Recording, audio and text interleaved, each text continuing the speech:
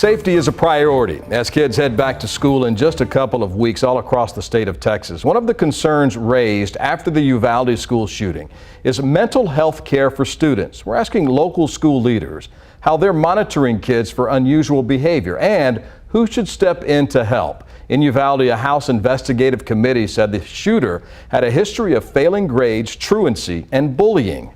KVUE's Hutto talked about how those troubling signs are handled at two Central Texas school districts.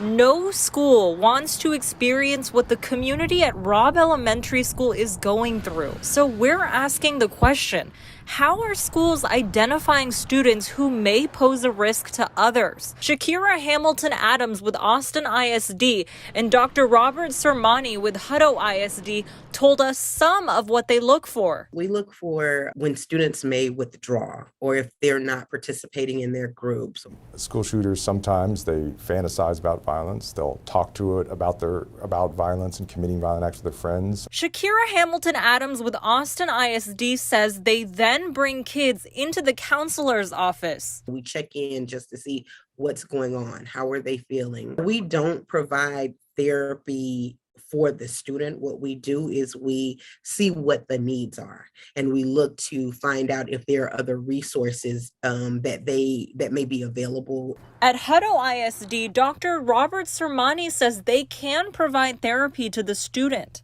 We're up to 7 licensed professional counselors who are licensed and trained to be able to provide therapy. But at both districts, parents must consent to therapy services. We can't make anyone take us up on the request to get services, but we inform. So it's on the parents on whether to accept the help for their child. In some cases, if a parent is neglectful, Child Protective Services can get involved. Hamilton Adams says when a student poses a threat to other people, they may choose to get the police involved. All of these checkpoints are ways districts choose to take a preventative approach to potential violence, but they both provide care for students who are in need of help and do not necessarily pose a risk to other students. For KVUE News, I'm Hutto.